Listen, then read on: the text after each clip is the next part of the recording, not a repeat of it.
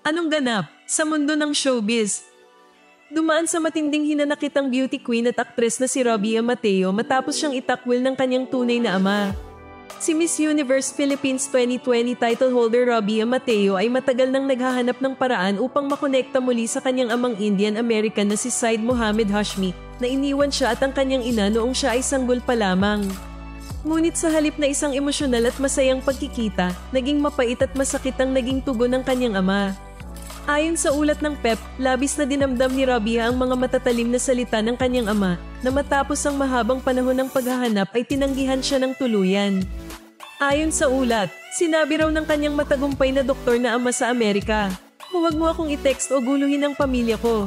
Wala akong pakialam sa'yo. Ayokong magkaroon ng anumang kaugnayan sa'yo." Labis na nasaktan si Robbie sa narinig, lalo na't ang tanging hangarin niya ay ang makita at makilala lamang ang kanyang ama hindi upang humingi ng tulong pinansyal o anumang suporta.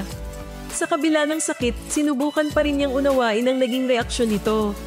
Napag-alaman din na ang kasalukuyang asawa at pamilya ng kanyang ama sa Amerika ay walang kaalam-alam na may pamilya pala siyang iniwan sa Pilipinas nang lumipad siya sa US upang mag-aral ng medisina.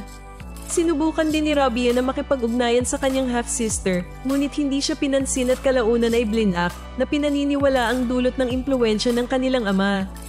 Bagamat masakit ang naranasan, ipinahayag ni Robbie ang kanyang pasasalamat na sa wakas ay natapos na ang kanyang paghahanap. Tinanggap na niya ang katotohanang hindi siya kailanman kinilala ng kanyang ama. Ngunit isang tanong ang bumabalot sa kwentong ito, sa kabila ng pagtalikod ng kanyang ama, may pagkakataon pa kaya na magbago ang isip nito sa hinaharap?